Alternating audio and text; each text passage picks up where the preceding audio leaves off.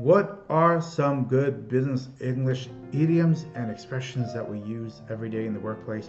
In today's class, I'm going to show you some examples of idioms that we use, some expressions we talk about, and what they mean. So that way you don't get blindsided, you don't get confused by all the things we say in America that may not make sense to you because you're from a different country and English is not your first language. So if that's something you're interested in, stay tuned to find out more. Hey, this is Michael with Michael's Business English. For those of you who don't know who I am, my name is Michael Rincon. I'm a former six-figure data analyst turned ESL instructor and career coach, and I support English language learners improve their career development through communications and career development. If you're new here, on this channel we talk about business English, communications, and career development. So if that's something you're interested in, make sure you like and subscribe, and all the links mentioned in this video will be in the description box below.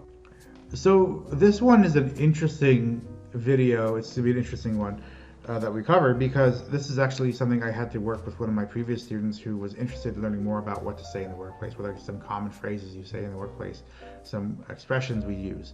So we're going to go through pretty quickly. We're just going to go through some of the examples, and I'll talk about what they mean. The big thing I want to remind you is that most of the stuff, even though they're idioms for the workplace, right?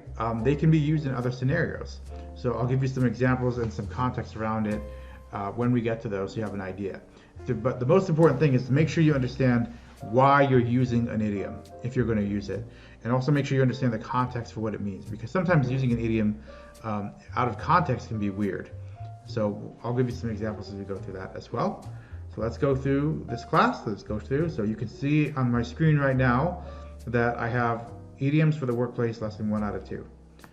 So what you got to do here is it's not going to be a demo lesson. I'm actually just going to go through this with you and walk it through you. That way you don't have to worry about this, because I know you're busy, you don't have time. But just understand that if you wanted to take this as a lesson, you have that as an option if you wanted to work with Michael's Business English. But anyway, so here's the first example. I think everyone on the team is pulling his or her weight except Bob. Bob hasn't done anything, right? So the demo lesson here is it's a warm-up. It's to get the meaning of the context. But we're just going to go straight into it and tell you what these expressions are. If you want to guess, feel free to pause. That way you can kind of like write it down somewhere. Put it in the comments below. What do you think pulling his or her weight means based on the context? If you want to play this game, have fun. If you want to join me, have fun. You want to try and stretch your imagination, because you know how important it is that I talk about being able to derive meaning from context, because you won't always be able to know the answer every single time. Even native English language speakers struggle with this. As an example that's not on here, I was talking to one of my big bosses last year, actually. I had a one-on-one with the senior vice president, and we were talking. She said something like, it's not in the wheelbarrow. And it's like, what the hell does that even mean? I've never heard of that before. And it's like, what is that? I actually asked her, what does that mean? Because I didn't know. So that's something else to keep in mind. Is if you don't know what something means, feel free to ask about it. But anyway, so here's the idiom that I want to talk about. Pulling his weight, pulling her weight, pulling their weight, pulling its weight, right? So you can see the pronoun his or her can be replaced with their, can be replaced with it, they, right? So what pulling someone's weight means they're doing their fair share of the work. They're doing enough work. So if someone says you're pulling your weight, it means you're doing a good job. If someone says you're not pulling your weight around here, that's more common, that's more likely that's going to happen, then you're not doing a good enough job. So if someone was to tell you, Vitaly, you haven't been pulling your weight when it comes to English lessons, you haven't been doing, that would mean someone telling you that you haven't been doing the work required that's expected of you. Likewise, if you tell someone that, hey, I just want to let you know, I don't feel like you've been pulling your weight. That is something you have to be very careful with, because that causes people to get upset and get scared. What do you mean I haven't been pulling my weight? I've been doing this, I haven't done that, they do this, I've been doing that. It gets people defensive, because when you say someone's not pulling their weight, what you're saying is they're not doing their job. So understand that at its core, pulling their weight means they're doing their job. Not pulling their weight means they're not doing their job. So here's another one. There are many projects in the works for next year. Right, so this one's an interesting one. I'm just going to get right into it. So in the works, when we say that, means it's something that we're working on. It's something that's being done right now. It's not completed, but it's something that is being developed. It's something that is slowly being worked on. It's something that's slowly being taken care of, and that will be finalized in the future. So for example, one thing you might hear me say is that I have some courses in the works, which means that I have courses that I'm building, or I have courses that I'm taking. They're in the works. We want to hire an employee who can bring a lot to the table. What can you bring to the table? This is a interesting one, but basically it's saying, like, what do you do? What do you offer? What are your skills? What can you do to help us? So when someone says he brings a lot to the table, it's like that's basically saying that that person is pulling his weight, right? It's very similar idioms, right? Interesting how that works. He doesn't bring a lot to the table means that he doesn't have a lot of skills that help us. He's not a good asset. He's not helpful. Bring to the table means, like, how are you going to help us? Like, how is that? Could be like a skill, that could be like an item, it could be a connection. So for example, if you watch Ocean's 11, all the team members on Ocean's 11 bring a specific skill to the table. That's why they get hired to do part of the gigs. Let's keep going. It's important that we are all on the same page before we move forward. Okay, so on the same page means that we understand each other, that you understand what I'm saying, that we have the same meaning. So for example, someone might say something like, I'd like to get this done as soon as possible. And someone say, yeah, I understand, but are we on the same page, right? Meaning, like, so that might mean that you might hear one thing I'm saying, and I might be saying something differently. So I might say, I want this done today, and you might think today means like by end of business. I might say today mean I want it done like ASAP. That's why it's important to make sure you get clarity. So that's why it's important to say, are we on the same page about what's expected of us? I want to make sure we're on the same page, as this is what I understand what's expected of this project. It's something I have said in the past, right? Like, just so we're on the same page, I want to make sure I understand. You want me to do the following things, right? That way they'll say yes or they'll say no. I've said that a lot in interviews too. Like, just so on the same page, like what your expectation is for this job is that they will create dashboards, they will build procedures, and they will manage staff augmentation, right? And they'll say, yes, that's exactly what we're looking for. Or no, actually there's other things that need to be done as well, right? Or it's only a temporary thing. It's about clarity, right? They brought her on board a few weeks ago, and she's already had a great impact. So on board, if you've never heard of that before, not only is that idiom, that's actually that's actual word, right? Onboarding.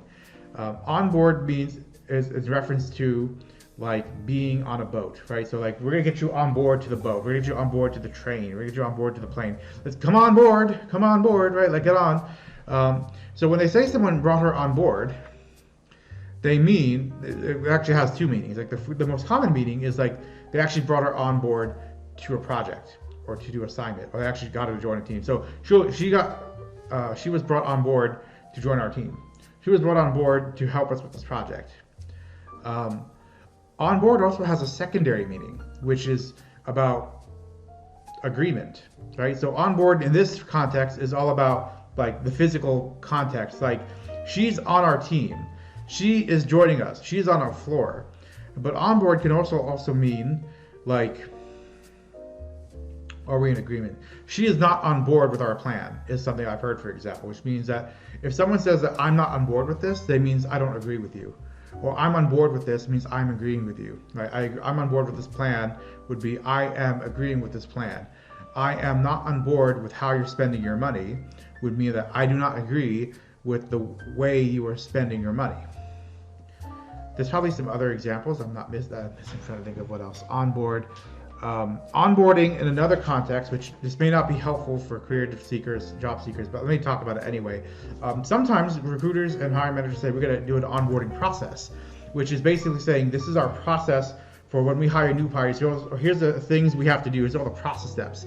So onboarding can also be used in an operational standpoint. Like, this is our onboarding plan. This is how our onboarding process. If you've joined one of my courses, you might have like an onboarding email, like, hey, welcome, here's what you expect from us, right? Like, it's kind of like a welcome sequence. So on board, kind of like, we're getting you prepared to come on board. We're welcoming you to the team, right?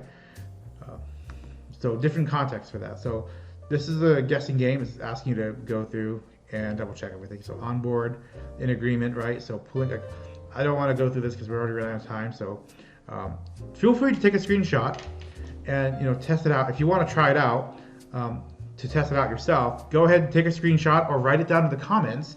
Like pull one's weight, call in to whatever, right? Pull one's weight and then match it with the appropriate meaning. So pull one's weight would be what? Is it to provide something that will be a benefit? Will it be to do one's fair part of the work? Is it to be in agreement? So pull one's work equals in agreement. Pull one's work equals currently being planned, worked on, and produced. All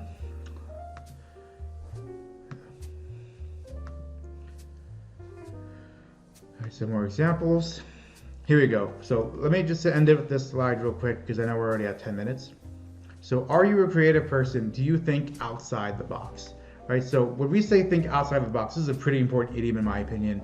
You might hear this a lot in the job search, you might see this in a lot of job applications, but what outside the box means, think outside of the box means, is to do something that's not traditional, right? So and the reason we have this idiom is that when you're talking about thinking, most people think in a box, meaning like, here's my instructions, you can do this, do this, do this, this, and they're looking within the box itself, like an actual like metaphorical box, meaning like this is within the constraints of what they have. When someone asks like, do you think outside the box, or can you think outside the box? I'll give you an example of when you've thought outside of the box to solve a problem. It's what they're saying is, have you done something that's not traditional?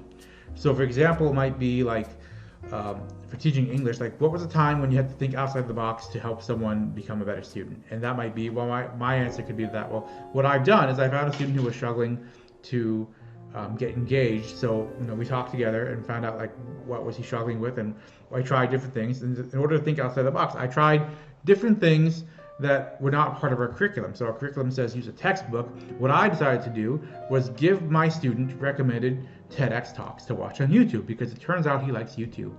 And that was me thinking outside of the box, because I'm doing things that are not within normal parameters. It's not within the normal business processes, right? It's TEDx videos is not something we normally do in a classroom. Normally we read textbooks.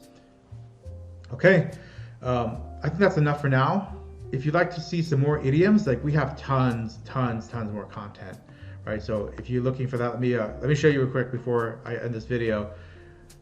And again, there's homework for this, right? So like, this is actually really nifty. There's tons. So what's interesting about the curriculum provider that I use, Off2Class is my main one, is that it comes with a placement test, and that gives you a gap analysis. But there's tons of additional content. You can see that we have nouns and articles, conditionals, prepositions, verbs, reported speech, linking words. Like we have tons and tons of options here. Vocabulary, right, as we got here, weather, food, like functional language. So if you were looking to go on at the airport, to go to the hotel. So if you're looking for more like basic English, you're not really looking to learn grammar, you just need enough English to get a specific task done, it might be interesting for you, right? We also have other activities like reading activities, we have listening activities, speaking activities. We also have writing activities.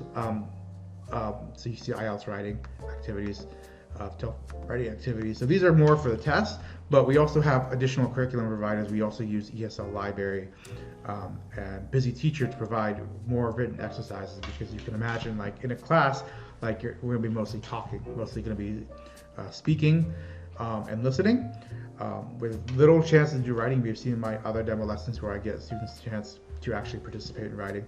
But anyway, I just wanted to show you a little bit more about the content we have available at Michael's Business English. Okay, I hope you found this video helpful. Let me know in the comments what questions you have, what lessons you'd like to see more of, what things you want help with business English and communications. Let me know your feedback either way. I'd love to hear it. Don't forget to like and subscribe, so that way you can get more content like this as fast as you can. I hope to see you guys in the next video. All right, thanks again. Thank you. Have a good day.